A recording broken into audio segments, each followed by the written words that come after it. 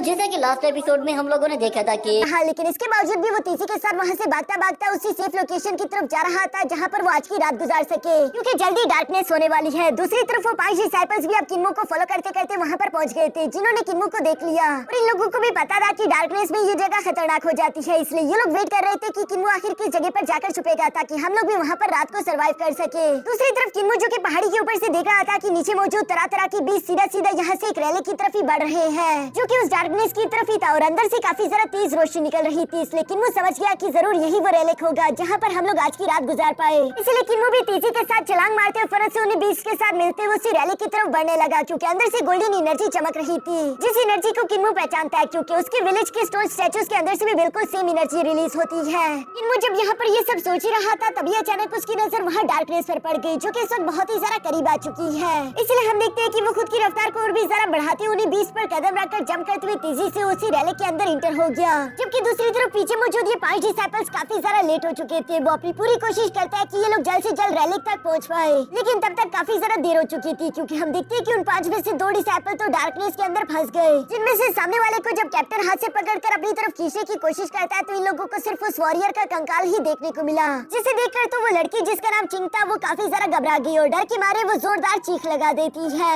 ये सब कुछ असल में इस डार्कनेस की वजह से हुआ, जो कि कर्स है। इसके अंदर जो भी जानदार आएगा वो पूरी तरीके से कंकाल में बदलकर मारा जाएगा। दूसरी तरफ कैप्टन यहाँ चिंग को शांत कराते हुए कहता है कि हमारे दोनों भाई जाबाज की मौत मरे, और वैसे भी ये सारी की सारी गलती उस डेविल बॉय की है, जो कि जानबूझकर हमें डार्कनेस में यहाँ घसीट कर ले आया। वो इस डार्कनेस के कर्स को अच्छे से जानता था और वो जानबूझकर हम लोगों की जान लेना चाहता था। जो सुनकर तो अब किन्मो भी गुस्सा होते हुए इन लोगों के सामने आकर कहता है कि आखिर तुम लोग इस तरह से हर बार मुझ पर इल्जाम कैसे लगा सकते हो? वो मैं नहीं जो कि तुम लोगों को फॉलो कर रहा हूँ, बल्कि असल में तुम लोग ही मेरा पीछा नहीं छोड़ रहे थे, और अब जब तुम लोगों ने अपने 2 भाइयों को गवा दिया तो उसका इल्जाम भी मुझ पर लगा दोगे। यहाँ किन्मो की ये बातें सुनकर तो कैप्टन का साथी गुस्सा होते हुए कहता है कि कैप्टन अभी हम क्यों ना इस बंदे को जान से मारकर अपने भाइयों का बदला ले ले। ये कहते हुए वो वॉरियर अपनी तलवार निकालने ही वाला था, लेकिन अचानक उसे कैप्टन रोकते हुए समझाता है कि नहीं ऐसा मत करो, क्योंकि हम देखते हैं कि वहाँ पर मौजूद सारे के सारे 20 गुस्सा होकर इन्हीं लोगों को देख रहे थे, क्योंकि यहाँ पर असल में लड़ना मना है। वैसे तो बाहर ये 20 भी एक दूसरे का शिकार करते हैं, लेकिन यहाँ पर कोई भी किसी की जान नहीं लेगा, यही रूल है। इसलिए इन लोगों को मजबूरन रूल मानना पड़ा,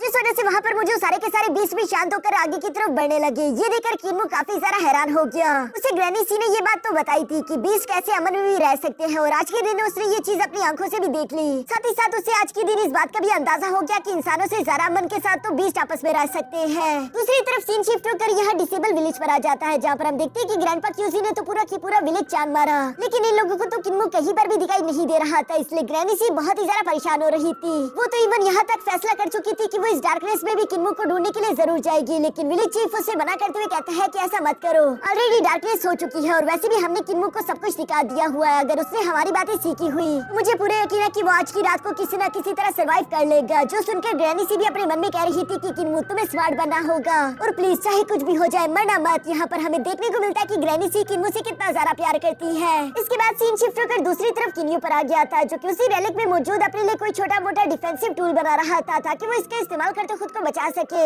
जिस दौरान उसने अपने लिए गुलाल बना ली थी, लेकिन जैसे उसकी नजर बाकी के 3 डिसाइपल्स पर पड़ी तो वो लोग भी किसी चीज की तलाश कर रहे थे, इसलिए किन्मो ने उन पर नजर रखी और चुपकर वो उनकी बातें सुन रहा था। वो तीनों डिसाइपल्स वहाँ की पिलर्स पर लिखे हुए अक्षरों को पढ़कर समझ आते हैं कि कभी के टाइम यहाँ पर गॉड्स रहा करते थे, लेकिन अब तो ये जगह पूरी तरीके से खंडर बन चुकी है। आखिर गॉड्स कहाँ पर चले गए होंगे? जिस पर कैप्टन कहता है कि वैसे इस बात से हमें कोई फर्क नहीं पड़ता, लेकिन चूंकि गॉड्स यहाँ पर रहा करते थे तो हो सकता है कि यहाँ पर हमें कोई कीमती पावरफुल ट्रेजर भी मिल जाए, इसलिए चारों तरफ तलाश करना शुरू कर दो। जो सुनकर ये तीनों बिल्कुल ऐसे ही करते हैं। किन्मो तो ये सुनकर और भी ज्यादा परेशान हो गया था, क्योंकि वो अपने मन में सोच रहा था कि अगर इन लोगों को कोई और पावरफुल ट्रेजर मिल गया फिर तो मेरी जान और भी ज्यादा खतरे में आ जाएगी। यहाँ किन्मो ये सब सोचते हुए अभी परेशान हो ही रहा था, तभी अचानक हम लोगों को चिंग की एक दोबारा से चीख सुनाई देती है, जो सुनकर तो कैप्टन और उसका दूसरा पार्टनर भी तेजी के साथ भागते हुए फौरन से वहाँ पर आ गए और वो सवाल करते हुए कहते हैं कि चिंग क्या हुआ? तभी अचानक इन लोगों को अपने सामने बहुत सारे स्केलेटन्स देखने को मिलते हैं, जो कि बिल्कुल एक सेम पैटर्न में बैठे हुए मेडिटेशन कर रहे थे। इन्हें ये समझ नहीं आ रहा था कि आखिर ये सारे के सारे लोग मरे कैसे होंगे, क्योंकि ये सारे स्केलेटन्स तो बन गए, इनकी मौत की वजह क्या होगी और ये लोग आखिर एक जगह पर एक साथ ऐसे क्यों बैठे हुए होंगे?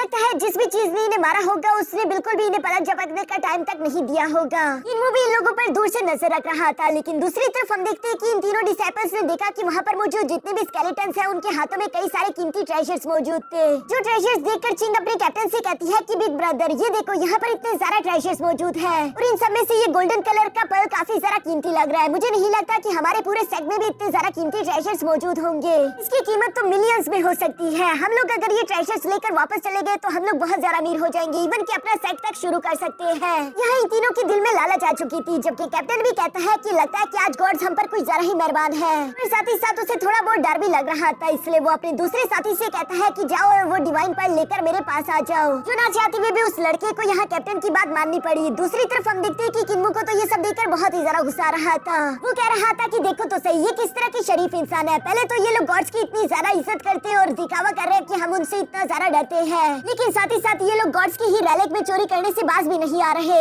इन्होंने तो पूरा फैसला कर लिया था कि अगर इन लोगों ने यहाँ से चोरी करने की कोशिश की तो मैं इन पर हमला कर दूंगा। लेकिन दूसरी तरफ हम देखते हैं कि वो वॉरियर डरते डरते जैसे उन स्केलेटन्स के पास गया ताकि वो उनके हाथ से डिवाइन पर्ल ले सके, तभी अचानक वो स्केलेटन हल्का सा हिला और वो इस बारे में अपने बाकी के साथियों को भी डरकर पीछे हटते हुए बताता है। लेकिन यहाँ कैप्टन उसकी बात का यकीन नहीं कर रहा था। वो बताता है कि ये स्केलेटन्स है, भला ये मूव कैसे कर सकते, तुम डरो नहीं, हम भी यहाँ पर तुम्हारे साथ हैं। और ये कहते हुए वो दोबारा से उससे डिवाइन पर्ल लाने को बोलता है। लेकिन इस बार वो जैसे उस डिवाइन पर्ल को छूने की कोशिश करता है, अचानक वहाँ पर कुछ टेंटिकल जमीन से निकले और तेजी के साथ वो उस वॉरियर को जकड़ लेते हैं, जो कि उसकी बॉडी को दबाते दबाते उसे पूरी तरीके से पिचक देते हैं। ये देखकर तो उसके बाकी के दोनों ब्रदर एंड सिस्टर्स काफी ज्यादा घबरा चुके, इवन कि किन्मू भी ये मंजर देखकर काफी ज्यादा खौफजदा हो चुका था। दूसरी तरफ चिंग यहाँ पर अपने बिग ब्रदर से कहती है कि कैप्टन अब सिर्फ तुम और मैं ही बचे हैं, हमने अपने 3 भाइयों को गवा दिया, आखिर हम इसके बारे में अपने लीडर को क्या जवाब देंगे। जिस पर कैप्टन जवाब देते हुए कहता है कि हम यही बताएंगे कि हमने उस डेविल किड को पकड़ने की कोशिश करी, लेकिन उस डेविल किड ने हमारे 3 साथियों को जान से मार डाला, वो हद से ज्यादा ताकतवर निकला। जो सुनकर किन्मू दूसरी तरफ अपने मन में सोचता है कि ये कितने बड़े कमीने हैं, पहले तो इन लोगों ने ट्रेजर्स के लिए अपने भाइयों की जान गवा दी और साथ ही साथ ये लोग खुद को बचाने के लिए सारा के सारा इल्जाम भी अब मुझ पर डाल रहे हैं। मेरा दिल तो करता है कि मैं इन दोनों को भी जान से मार डालूं, लेकिन अफसोस की बात की वो इनका कैप्टन थोड़ा सा ज्यादा ताकतवर है, मुझे नहीं लगता कि मैं उसे अकेले हरा पाऊंगा। लेकिन अगर किसी तरह से मैंने अपना स्पिरिट एम्ब्रियो वॉल ब्रेक कर लिया तो शायद मैं उसके लेवल के बराबर आ जाऊं और उसे हराने का कोई तरीका भी मुझे मिल जाए। यहाँ जब किन्मू ये सब सोच रहा था तभी अचानक उस रैलिक में दोबारा से हलचल होना शुरू हो गई और ये सब किसी और की वजह से नहीं बल्कि उस डार्कनेस में मौजूद डीमंस की वजह से हो रहा था, जो कि इस गॉड्स की रैलिक के अंदर घुसने की कोशिश कर रहे थे। पर तभी अचानक वहाँ पर इन डीमंस का कर्स गॉड आ जाता है, जो कि साइज में तो काफी ज्यादा बड़ा था, इसलिए वो आसानी के साथ रैलिक के दरवाजे को पार करके अंदर आ जाता है। चिंटू उसे देखकर पूरी तरीके से घबरा गई थी और वो हैरान होते हुए कहती है कि आखिर ये है क्या। अभी अचानक कैप्टन उसे हाथ से पकड़ते वहाँ से भगाकर लेकर जाते हुए कहता है कि ये ट्रू डीमन गॉड ज़ेंग है, जो कि अंडरवर्ल्ड से यहाँ पर आया है। ये सब बोलते हुए वो चिंग को लेकर वहाँ से बचाते हुए जा रहा था, पर तभी अचानक उसके सामने किन्मू आ गया, जिसे वो हाथ से पकड़ते हुए कहता है कि डेविल किड आखिर तुम कहाँ भाग रहे हो, तुम तो मरना डिजर्व करते हो। और ये कहती है वो उसे हाथ से पकड़ते फरन उस डीमन के सामने पड़क चुका। यहाँ पर हम देखते हैं कि वो डिमोनिक कर्स गॉड जैसे जैसे आगे की तरफ बढ़ता जा रहा है, वो साथ ही साथ एक डिमोनिक मंत्र को भी परफॉर्म कर रहा था, जिस मंत्र के शब्द इतने ज्यादा खतरनाक थे कि वो किन्मू को हिट करते हुए पीछे की तरफ पटक देते हैं। किन्मू की सोल को उसकी वजह से काफी झटका पड़ा, वो बहुत ही मुश्किल से खुद को संभालते हुए एक जगह पर जाकर चुप गया और वो साथ ही साथ अपने मन में कह रहा था कि आखिर ये किस तरह की टेक्निक थी। ऐसा लग रहा था कि इसकी वजह से मेरी पूरी की पूरी सोल तक शैटर हो जाएगी। यहाँ पर किन्मू जब ये सब सोच रहा था तभी अचानक हम उन स्केलेटन्स को देखते हैं, जिनके हाथों से कुछ देर पहले सोर्ड सेट्स के डिसाइपल ने वो ट्रेजर्स चुराने की कोशिश करी थी। अभी इन स्केलेटन्स के अंदर से बहुत ही ज्यादा तेज एनर्जी अनलीश हो रही है, जहाँ देखते देखते वो सारे के सारे स्केलेटन्स दोबारा से जिंदा हो गए और साथ ही साथ इनकी बॉडी से काफी ज्यादा हेवनली ऑरा भी अनलीश हो रहा था। बीच में मौजूद वो लड़की जिसके हाथ में बांसुरी है, वो किसी गॉडेस की तरह लग रही थी, जो कि यहाँ इस रैली को प्रोटेक्ट करने के लिए अपने साथियों के साथ मिलकर कुछ मंत्र परफॉर्म करना शुरू कर देती है। दूसरी तरफ चिंग उस गॉडेस को देखकर हैरान होते हुए अपने कैप्टन से सवाल करके पूछती है कि हमारे लीडर ने तो कहा था कि सारे के सारे गॉड्स डाजू कॉन्टिनेंट से जा चुके, लेकिन अब हम ये अपने आंखों के सामने क्या देख रहे हैं, गॉडेस जो कि इन डीमंस के खिलाफ इन लोगों को प्रोटेक्ट करने के लिए फाइट कर रही है, ऐसा कैसे हो सकता है। जिस पर कैप्टन जवाब देते हुए कहता है कि ये गॉड्स नहीं है बल्कि ये उनकी रिमेनेंट है, जो कि अभी भी डीमंस के खिलाफ फाइट कर रहे हैं, तुम सारा बातें मत करो। हम देखते हैं कि वो गॉडेस हेवनली डिवाइन मंत्र का इस्तेमाल कर रही थी ताकि वो दूसरी तरफ उन डीमंस को यहाँ से दूर रख सके, जबकि दूसरी तरफ से वो डीमन गॉड्स की स्पिरिट भी बिल्कुल डिमोनिक मंत्र का इस्तेमाल कर रही थी और इसी तरह एक तरफ से डिमोनिक मंत्र और एक तरफ से हेवनली गॉड्स के मंत्र एक दूसरे से टकरा रहे थे। यहाँ हेवनली डिवाइन गॉड्स के मंत्र सुनकर किन्मू अपने मन में सोचता है कि आखिर ये कैसे हो सकता है। ये मंत्र तो बिल्कुल वैसे ही सेम मंत्र है जो कि मेरे स्पिरिट एम्ब्रियो वॉल को प्रोटेक्ट कर रहा है। लगता है कि मैं कोई डीमन हूँ जिसे गॉड्स ने सील करके रखा हो। मुझे लगता है कि यही सही मौका है अपने स्पिरिट एम्ब्रियो वॉल को ब्रेक करने का। इसलिए वो इन दोनों मंत्र्स के बीच में जाकर बैठ जाता है, जहाँ एक साइड पर तो उससे डिमोनिक मंत्र जाकर हिट कर रहे थे और दूसरी तरफ से उसे हेवनली गॉड्स के मंत्र हिट कर रहे थे। किन्मू बीच में बैठा कल्टीवेशन तो कर रहा था, पर साथ ही साथ उसे ये सवाल भी सताया जा रहा है कि क्या वो कोई डीमन है, जिस पर वो खुद को समझाते हुए कहता है कि नहीं, मुझे मेरे ग्रैंडपास ने बताया कि मैं कोई डीमन नहीं बल्कि एक इंसान हूँ और मुझे उन पर पूरा यकीन है। जो कहते हैं किन्मू यहाँ पर गॉड्स के मंत्र को परफॉर्म करते हुए अपनी सारी एनर्जी इकट्ठा करके उस वॉल को एक जोरदार पंच करता है, लेकिन वो इस वॉल को ब्रेक नहीं कर पाता। उल्टा वो हिट होते हुए थोड़ा सा इंजर्ड हो जाता है। बाहर की तरफ से चिंग और कैप्टन भी ये सारा नजारा होता हुआ देख रहे थे और उन्हें अपनी आंखों पर बिल्कुल भी यकीन नहीं आ रहा कि आखिर ये बात पॉसिबल कैसे। एक मामूली सा लड़का डीमंस और गॉड्स दोनों के मंत्र को हैंडल कर रहा है और उसकी बॉडी डिस्ट्रॉय भी नहीं हो रही। यहाँ चूंकि जब किन्मो गॉड्स के मंत्र का इस्तेमाल करते उस स्पिरिट एम्ब्रियो वॉल को ब्रेक नहीं कर पाया, तो इसलिए हम देखते हैं कि अगली बार उसने डिमोनिक मंत्र का इस्तेमाल करते उस एम्ब्रियो वॉल को ब्रेक करने की कोशिश करी, जिसमें इस बार एक क्रैक पड़ जाता है। ये देखकर किन्मो खुश होते हुए उस एनर्जी को महसूस करते हुए कह रहा था कि क्या ये मेरी स्पिरिट एम्ब्रियो वॉल की एनर्जी है। फिर तभी अचानक वो देखता है कि हेवनली डिवाइन गॉड मंत्र दोबारा से उस क्रैक वॉल को ठीक कर रहे थे, जो देखकर तो किन्मो काफी जरा हैरान हो गया। लेकिन वो अभी भी हार मानने के लिए तैयार नहीं था, बल्कि वो दोबारा से अपनी स्पिरिट एम्ब्रियो वॉल को ब्रेक करने की कोशिश करना शुरू कर देता है। और दोस्तों मे भी आप लोग भी यही सोच रहे हो कि आखिर ये डीमंस के मंत्र किन्मो के काम कैसे आ रहे हैं, जबकि उल्टा हेवनली डिवाइन गॉड्स